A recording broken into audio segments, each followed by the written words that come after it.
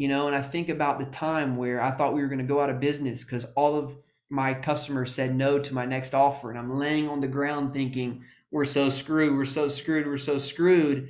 And then thinking, no, I'm not going to quit. I'm going to figure this out, taking extreme ownership for it's not my customers who said no. It was my problem that I did not present to them an offer that they saw valuable.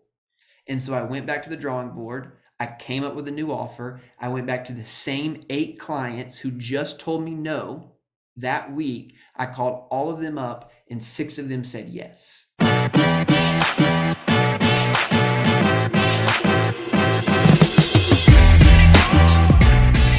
We are talking about what does it take to be the CEO of your company today. Man, I'm telling you this right here. I promise today, if you stay with me, I am learning some things right now. Like I'm just going to be honest. Like I am learning some things right now that are transforming my life. I posted on Instagram the other day. Business. Let me back up. I got excited yesterday morning in a whole new way. Like I've been in business now for myself for the last 2 years. I was a pastor before this. And I'm not gonna lie, like I woke up yesterday morning with a new excitement to lead my business. And I'm gonna tell you why. It's number one reason why right now is why I just like I this morning I was up at 5 a.m., worked out, had my breakfast, read my Bible, and ready to 8 with my team. And I'm going to tell you exactly why. Here's the difference. Is because I'm learning what it takes to be a CEO of my company. And let me just say this out from the get-go. I don't have it all figured out. I am not a multi-million dollar or billion-dollar CEO. I don't promise to have all of the answers. But guys, I've been investing money and time. I've been around, literally this past weekend, I was around billion-dollar CEOs. Guys who have literally sold their companies for billions of dollars. Guys who are leading companies to doing $300 or $400 million in revenue per year. These are the guys that I'm spending time with. I'm spending money with to just go and learn from them. And I'm coming back and I'm applying and I'm growing. Our company is growing rapidly and crazy because I'm just taking what I'm learning and I'm implementing it immediately. And what I'm doing today is just sharing with you those principles. So is that okay today if I just share with you these principles? I don't have it all figured out, but I'm telling you, I got a few things that I know that I'm applying that are working. I want to give that to you today. My name is Ellis Hammond. If you're new to this webinar, I am the founder of a company called Kingdom Real Estate Investors, and we are serious about helping investors really find connections inside of our community to help them grow and scale their business while also learning principles and strategies to become not just investors, but real CEOs so that you can grow and scale your business so that you can finally achieve the financial freedom to not just impact your life, but the life of others, to truly have an impact on this planet. That's what we're really about. I want to talk about becoming the CEO, and I need your interaction. So please put in the chat. Here's a question I want to ask you today. On a scale of 1 to 10, okay, so everyone needs to answer this question today. And if you're not going to be in the chat, then make sure you write it on a sheet of paper. On a scale of 1 to 10, how relevant are you to your business? So I need to see some answers. On a scale of 1 to 10, how relevant are you to your business? The closer you are to a 10 in your business, the least likely you are to scale your company and the least ready you are to really grow and scale your company. That the more relevant you are to your business, meaning the more that people need you and that it's centered around you, that you have to show up to work tomorrow for your company to continue to go, is that you will not be able to get out of the rat race of I have a job, but really my job has me, or I own a business, but really my business owns me.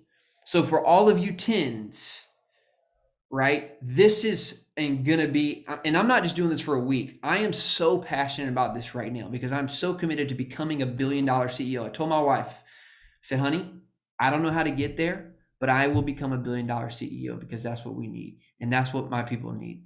Okay. So I just want to share today, if you're at a 10, I want to help you over the next couple of weeks along with me. And this is not going to be 1 month or 1 week. solution. This is going to take a long time, but I want to give us some steps that I'm learning that we can help become ones. I want to be so irrelevant in my company that I could go take a month off with my brand new baby girl and my wife, and we can go, wherever we want to go. Don't you want that? Like, to be able to take a month or 2 months of vacation, or go spend a month at your service project, right? Or help your church with a new initiative. Yes. So if you're a 10, then freaking get your notebook out today. Okay? Get your notebook out today. I promise this is not fluff. I promise this is not fluff. You just got to get on board with me. You got to show up every week for the next 4 weeks, and you got to get ready because we're going somewhere. So you got to become irrelevant. The number one role of a CEO is what? Any guesses? The number one role of a CEO is to. Now listen, I'm learning this from multi-million, billion-dollar companies. The number one role of a CEO is not to dictate. It is to inspire. The number one role of a CEO is not to dictate or delegate. David was close. Yes, it's to cast vision. It is to inspire your people on where you want to go. The problem is with most of us is that we do not have a vision. We do not have a vision for where we want to go. The reality is, guys, we have to, one of the best books I wrote, and I won't spend a ton of time on this because I want to give you a couple of resources today. There's a book by Cameron, someone help me out. Vivid Vision is the name of the book. Cameron Harold, I believe. And he's the COO of 1-800-GOT-JUNK. And he wrote a little small book called Vivid Vision. And if you haven't read that book and you don't have a vision for where you want to go in the next 10 years, you absolutely need to go read that book. But here's the principle. He pretty much says, again, he understands it's the number one role of CEOs to inspire people, not dictate. And you have to cast such a big vision for your company, right? That it inspires you to get up in the morning. Let's be honest. The reason that I couldn't get up at 5 a.m. for the last couple months, I kept thinking about this. Like, why am I struggling to wake up? It's because I wasn't inspired by what we were doing. That's the truth. I just kind of was bored because I didn't have a vision for where we were going. And so I just was stuck. And so now I got a vision, and now I'm excited, and I can cast that vision. The reason this is so important is because the bigger you cast a vision, the better people that you can attract into your organization. So if you're struggling to find good people to come work with you, it's probably because your vision's too small. Like, why would I go commit my life to a CEO who has a small vision? So if you don't have a vision written down of where you want to go, and it's not inspiring you to wake up at 5 a.m. so that you can be on time at 8 a.m. to start your job every day with fire and inspiration, then your vision is not big enough. So get vivid vision. Get some time alone. He encourages you to go take a retreat and think about this. Assess where you're currently at and where you currently want to go. Okay? Natasha's saying, so good. I'm so glad to hear that, because I'm telling you, this is changing my life. Like, this is not fluff. This is for real. And this idea of setting something bigger than what I had before is what's going to take us to the next level, and it's going to attract great people. The second thing is core values. Okay, and I'm getting this from a book called Traction. Okay, if you've ever read Traction by Gino Wickman, I think. Forget all these authors' names, but I think it's Gino Wickman. He wrote a book called Traction. He talks about laying out core values and a vision statement and all these things as well. And the core values is also really, really key, because this is what guides you in your company, right? This is how you know who to attract and who to fire. And so when we I just onboarded my second employee this month. We went from a team of 1 to a team of 3, because I said, I want to be a CEO and I want to start attracting great people. So I just went through our core value doc again with our new hire and just laid out, here's our core values. And then I gave them a chance one more time for the last time. I said, are you okay with these? Here's your chance to get out, because these core values will guide everything that we do. And so it's again laying the vision for who we are as a company, what we expect of everyone who's inside of our company, and so core values. If you're a sole entrepreneur, then think about what are the core values to you, and then what are the core values you want other people coming on your team to buy into, right? So a couple of mine are extreme ownership. And I have stories to all of these, and I think about the time where I thought we were going to go out of business because all of my customers said no to my next offer. And I'm laying on the ground thinking, we're so screwed, we're so screwed, we're so screwed. And then thinking, no, I'm not going to quit. I'm going to figure this out. Taking extreme ownership for it's not my customers who said no. It was my problem that I did not present to them an offer that they saw valuable.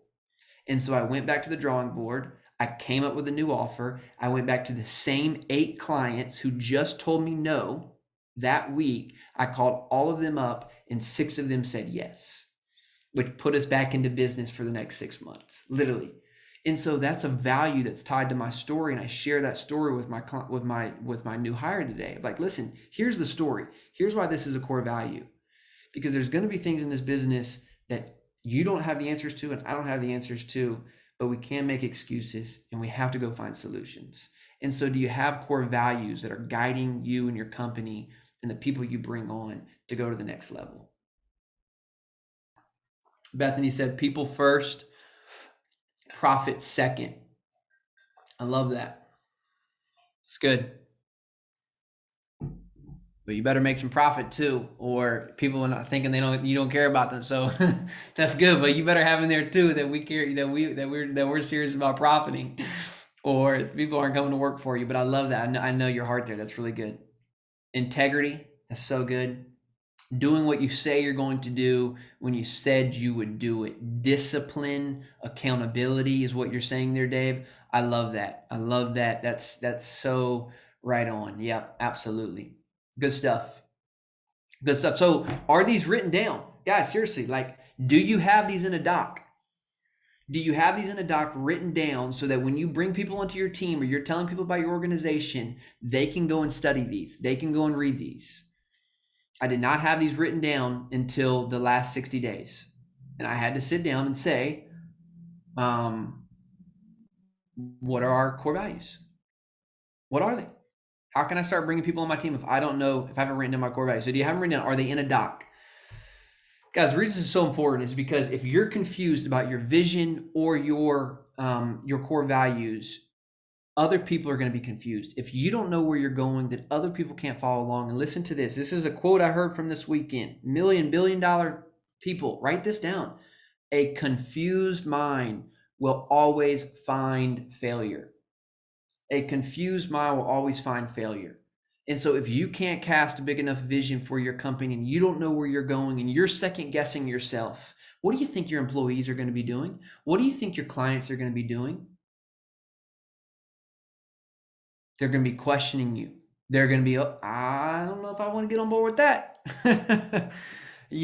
Like, are you so confident in your sales? Like now when I'm on a sales call, I was talking to a guy yesterday. I'm like, dude, you better get on board now because this thing is going to be huge and you're literally getting the best value. The value right now is insane because I know where we're going.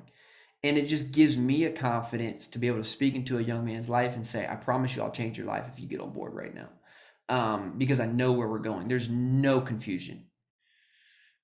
So you gotta get clear. So number one role as a CEO is you got to inspire. You got to cast vision, and you got to have your core values dialed in. All right. So that's the starting. That's the foundation. We're laying the foundation.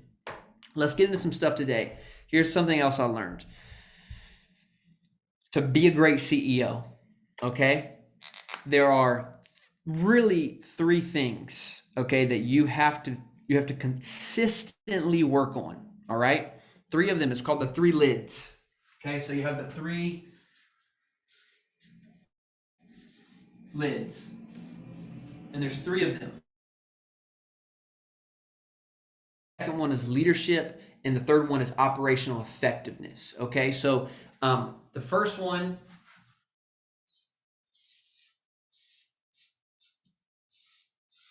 is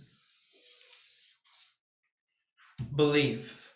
And I really liked what I heard and what I'm learning, and I so resonate with this. And I'm gonna give you a story. John Maxwell says that everything rises and falls with leadership. John Maxwell is one of the number one leadership coaches in the world. He's coached millions of business owners and helped people change their lives. And he says that everything rises and falls with leadership. Well, what I heard this weekend and then what I experienced after this weekend was that everything rises and falls with belief. And when I look back at my own experience, I actually think this is right. That I actually think John Maxwell got it wrong. That not everything rises and falls with leadership. That everything rises and falls with belief. And what I mean is this, is that if you don't believe that you can get to a place, then you will never be able to lead into that situation. That it starts with faith. One of the big things, I'm reading a book right now. I can't remember the name of it. I'll type in the chat later. Have you ever heard the quote that they say, seeing is believing, right? I'm sure you've heard that. To see is to believe. Well, I read this quote that says, actually, no, it's the opposite. To believe is to see. What do I mean? When I came back this weekend, I had some time to process about where we were going. Okay, and I'll be honest, my goal to grow our mastermind by the end of the year was 50 members. And so I was looking for solutions to grow our team or to grow our membership to 50 members. I got home and said, I am thinking way too small. Like, I want to grow our community to 500 members, to 5,000 members. The only thing that changed was that I now believe that we can get there. And guess what began to happen? I have notes. Like, literally, let me just show you. This is real, guys. This is not stuff I'm making up. This is stuff that I'm learning. Like, this is a page. This is a page of like all of the solutions that I did not have before, that I didn't think I had before, that I now have now to grow to 500 members. Why? Because my belief lid increased and my brain, literally, this is how God has wired us, that your brain starts looking for solutions after you believe. I mean, this, you can, from a very normal standpoint, if you say, hey, I want to buy a Tesla, what do you start seeing on the road everywhere? You start saying, man, I want to buy a Tesla. I think I want to get a red one. I definitely want the Plaid because like that thing goes 0 to 60 in less than 2 seconds. What do you start seeing everywhere? You start seeing Teslas. You know, they're white, they're red. Why? Because your mind now subconsciously is looking for solutions or looking for those Teslas. Guys, this is the work of a CEO you have to do. You have to increase your belief lid. You have to begin to believe that you can do more. How do you do that? Step one is you have to get around people who are thinking bigger. You have to invest money and time to put yourself in places where you're not around negative Nancys all the time. Do you realize how much negativity you get from your spouse, from your church, from your friends? And you tell them, I'm trying to build a $1 billion company, and what are they going to say? Sounds like a lot of work. You have to sacrifice a lot. I don't know, $1 billion? Right? I want to be around people and you know, and this is something me and my wife we've really had to work on, is that when we talk about goals, we're not saying, I don't know, what do we got to give up to get there? It's like, yeah, no, we want that, right? Like, you got to get around people who will help you raise this lid. So that was for me. I invested tens of thousands of dollars, okay, to go show up to a place for 2 days. And here's the thing, I told my wife, I was like, how was it? Like, honestly, the reason I go to these things, I could have probably learned everything I've learned, all this stuff. You could probably go find this on YouTube. I don't go there just to get the strategies. I go because this right here will add millions of dollars to our net worth in the next few years. And I believe it will be the same for you, but you got to show up. You got to get around people. You got to expand your network. This is the secret to really raising your belief lid, is your network. If you don't believe it, you won't start seeing the solutions. Can I get some response? Are you guys tracking with me? Does that make sense? Why belief is so important? It starts with belief. Natasha's saying, yes, I love that. Let's keep rolling. So this lid number one is belief. You got to raise your belief lid. Guys, spend the money to get around people who can take your belief lid higher. Money is just a tool to get you to where you want to go. Okay? This is coming from a pastor who had no money, had to convince my wife to spend 10 grand our last year of pastoral ministry just so that I could show up to conferences, mentor events, networking events, because I told her I don't know anybody who's grown a business to $1 million. I didn't even know millionaires back then. Now I know billionaires. But I was like, I need to put 10 grand away, even though we didn't even have 10 grand. We literally didn't even have 10 grand. Like, I just need to put 10 grand. Where are we going to get that from? I don't know. But can we budget 10 grand this year? Because I have to start showing up in places that help me think differently. And in the next year, we did $140,000 in our first year in business. We over 10x'd our investment. Okay?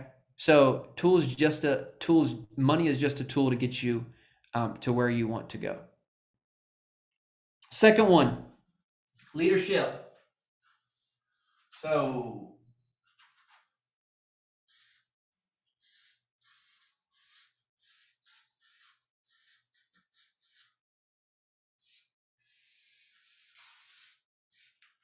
So the second lid, why am I writing this way? I don't know. It's how I saw it. I should just do these horizontal, make my life a lot easier. But we're going to do it like this because that's how I saw it. Leadership.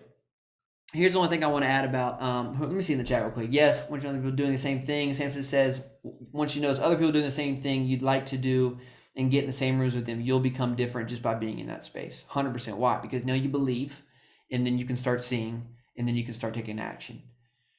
Bethany says, yep. David says, absolutely. Think and grow rich every day.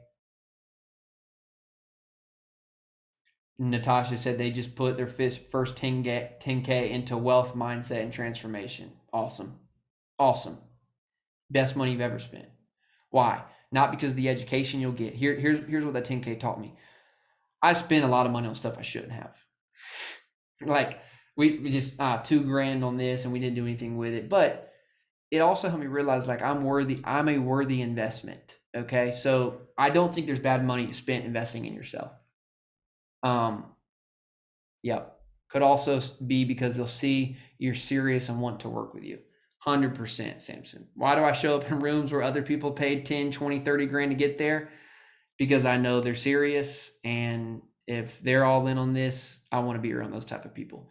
I literally met some people this weekend that will be lifelong friends. They changed my life type of relationships. Second one is leadership. Guys, let me just ask you a simple question in terms of leadership. Are you doing what you expect others to do? Are you doing what you expect others to do? And so, here's a simple question. Like we, in our company, Kingdom REI, one of our core values is extreme ownership. And part of that is we always have to be learning and improving. So we are a learning organization, which means we have to be committed to personally developing ourselves every single day. And so that means as the leader of the company, I have to be personally developing every single day if I want to lead my team into doing the same thing. So we are part of, I'll tell you what we do later, but the question I want to ask you is, did you train today? Like, did you do what you expect everyone on your team to do today? So for me, if I expect my team to get better every single day, I better train. So this morning, 7:30 a.m., I opened up, we use Cardone University. It's a training program for sales and leadership development. And I listened to 30 minutes of Cardone U. And I expect all of my team to also spend 30 minutes listening to Cardone University and getting sales training, mindset, belief, right? And so, but it starts with me. Am I doing what I expect my team to do? So, did you train today? Are you reading books? Are you investing money and time into workshops, into masterminds to help you grow and become a better leader? Because if you're not, how can you lead your team and expect them to improve and live out your core values? So are you doing what you expect your team to do? That is leadership. That's the first step of leadership. If your sales team needs to make phone calls, are you making phone calls? Right? So that's all I want to say about leadership, because there's a lot we could get into leadership, but really the big point, the big takeaway is, do you do what you want others to do? Let me pause for a minute. So we've covered a lot so far. There is one more lid, okay? And we got this next lid is going to be really good. It's going to be tactical. It's going to give you some things that you can go and implement right away. That I think that you'll be able to walk out of here and really help with. The leadership part that you just mentioned, that's because I have the belief, I know where we're going, me and my wife, I know where we're heading and what we want. The leadership part is something I'm struggling with a lot. I just don't know how to tackle that other than ask for help. So what do you mean by leadership? What are you struggling with? Like what's keeping you stuck? So you said that you have to do the things that you say that you want somebody else to do, right? I know I have to call a lot of sellers, homeowners, and brokers, and all of that. I have to do it, and I've done it. It's just something that I'm struggling with a lot, and I would definitely want to see some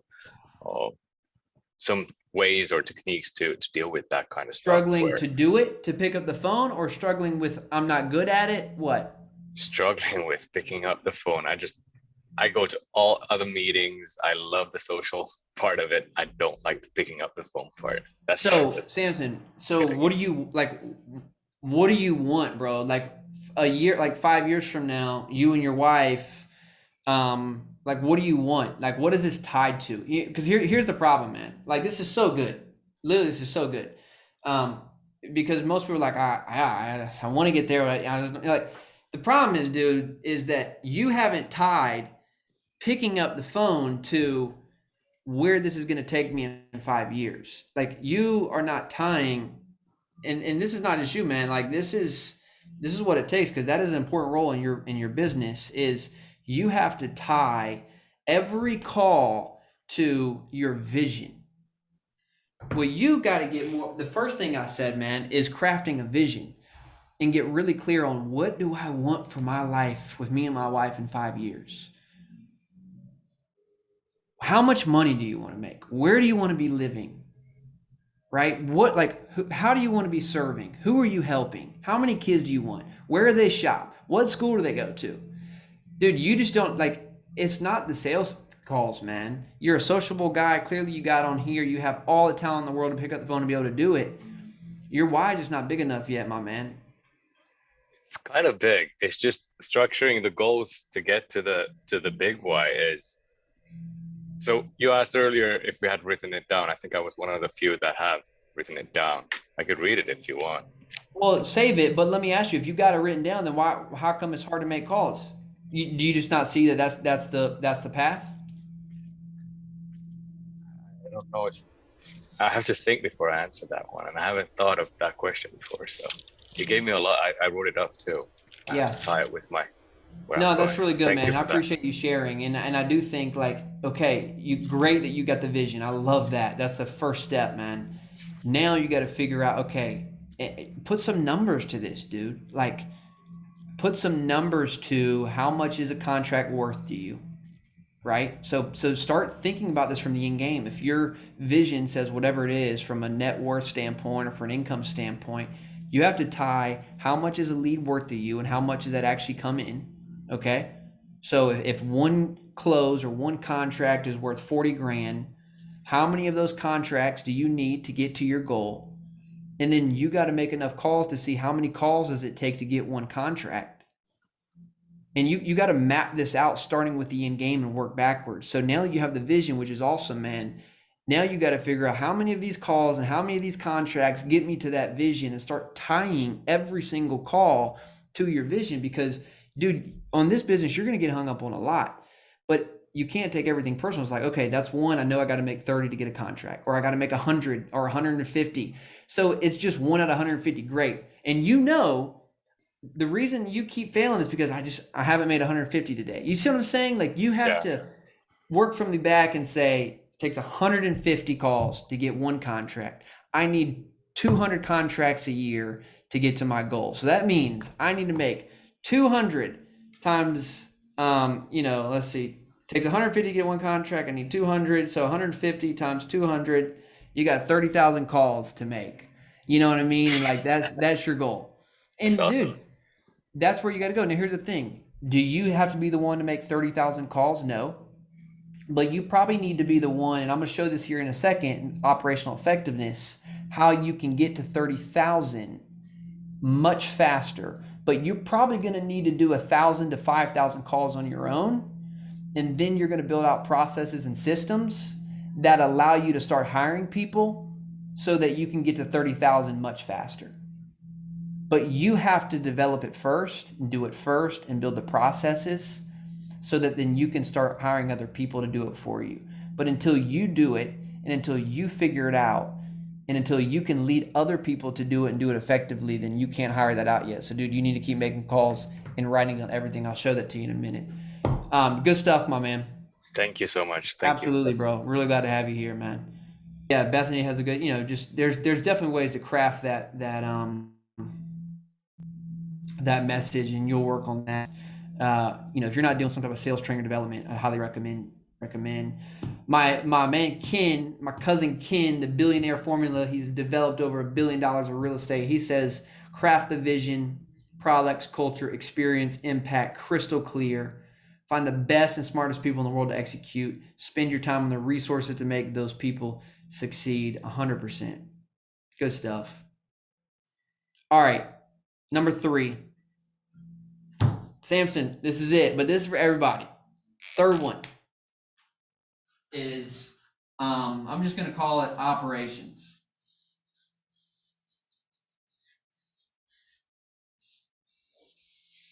Okay, so belief, get it up there. Get around people who are thinking bigger. Leadership, start doing the things that you want other people to do. The third is, this is where we start to learn how to operate our business more effectively. Okay, so begins to acquire skill where we have to learn how to be a CEO, right? Because it's not just all fluff and I got to believe more. Those things are so important. That's why those are number 1 and number 2. But we all know you actually have to do some things as well. So the third is operational effectiveness. Let me show you kind of the thing that is going to really be helpful. So,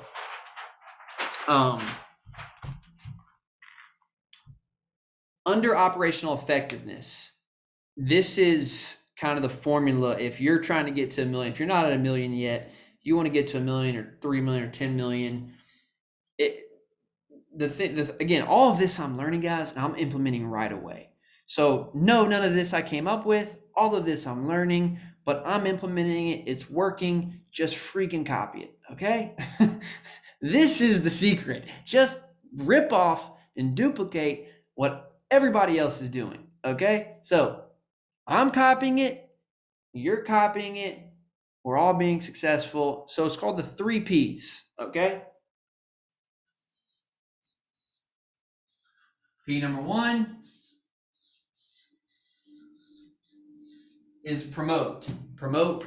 What am I doing here today? I'm promoting our mastermind, Kingdom REI. If you want to become a real estate CEO and be around other real estate CEOs, you need to spend the money to get to Dallas August 2nd and 3rd. If you don't have the money, get a credit card and get there, okay? Because money is just a tool to get you where you want to go. I'm promoting what we're doing. I'm promoting our process to become a billion-dollar company, okay? I'm promoting how we're hiring people. You promote. Have an idea, have a product, and promote it. Tell everybody. Use all of these social media platforms. Start a podcast. We have to promote. Promote. That's why I'm everywhere. That's why, like, I just pick up your phone. Like, I don't even, it's just, I don't even know there's a formula for the promote part. Like, but this is where it starts. You have to start talking about what you're doing. So Samson came up, and I appreciate his vulnerability. Samson, the first thing you got to do, man, is just start promoting, telling everybody what you're doing. Get other people on board with what you're doing. Have accountability out there. Put on Facebook, hey, this week I'm making 1,000 calls. And every day on Instagram, go on Instagram and say, today I had a goal to make 1,000 calls, and I only made, or not, that's a lot, 1,000. Today I made 150 calls. My goal tomorrow is to make another 150. Get on Instagram tomorrow and say, today I only made 120 calls, and here's what got in the way. Because guess what's that going to do? It's going to start keeping you accountable. It's going to start bringing other people into your journey, right? So you have to promote what you're doing. And that's how you get other people on your team to say, man, I want to be on Samson's team. This guy is committed to what he's doing. This is why I'm here. I don't have all the answers. I'm not the $1 billion CEO.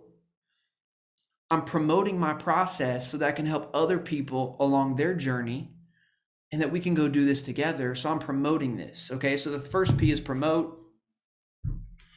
You're welcome, Samson. Second one, this is so good. Promote. Here's number 2.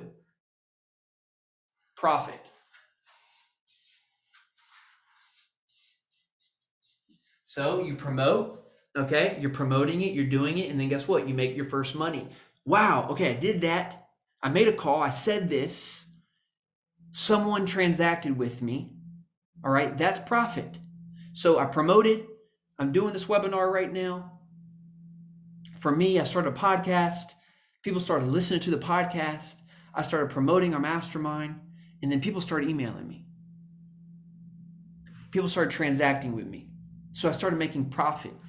And then the third P, because once you figure out what works, and Samson, this is what I'm talking about, is you have to go do this enough times to get to the second P, you got to profit, right? You got to figure out what works, how many calls, what you said makes money. This is for everybody, right? So that Samson's making calls, you guys are doing other things, dealing with brokers, talking with investors, putting out blogs and articles and podcast shows. You're promoting, and then you figure out, I made some money. What worked? What did I say there? What was it that attracted people's attention? So we're tracking everything.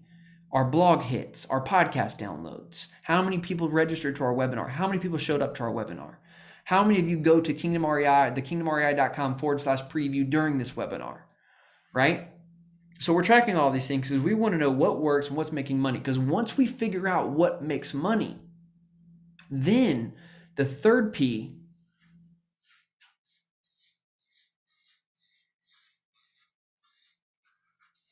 is process, right? So then we can start building processes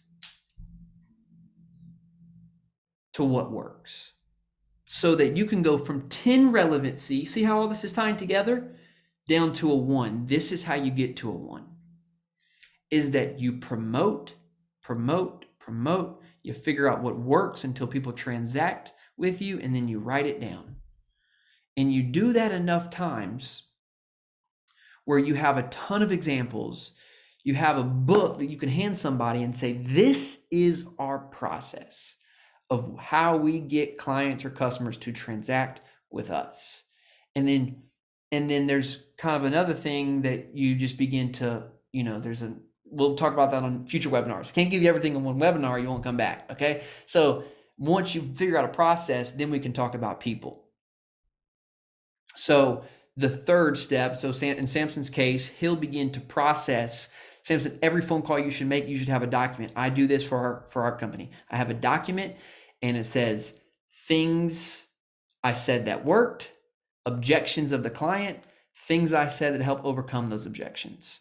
And on every sales call, I'm writing down, what did I say? What did the client say back? What did I say to help that client overcome? And then I also have things called closings. What did I say that helped close that client? What was helpful, right? Because I'm doing all the sales calls so that my vision is not to always do the sales calls, but again, I'm the leader of the company. I'm developing our processes, and I want to be able to hand those processes off to someone in the future. So if you're not doing this, Bethany, if you're raising money from investors, however it is, you're finding deals, if you're doing due diligence on deals, you don't want to do those forever. But if you're not processing out what's working and what you're doing, then you'll always be a 10 in your company. So it starts with promoting, because without promotion, you can't get profit or you can't transact with clients. And then once things start to work, then you can start to build processes for this work. If you're in sales, or if you're doing any type of sales over the phone or whatever, have a document that just says like, this is what I said to start the conversation. These are the things that really open their eyes to be interested in our product. Here were their objections.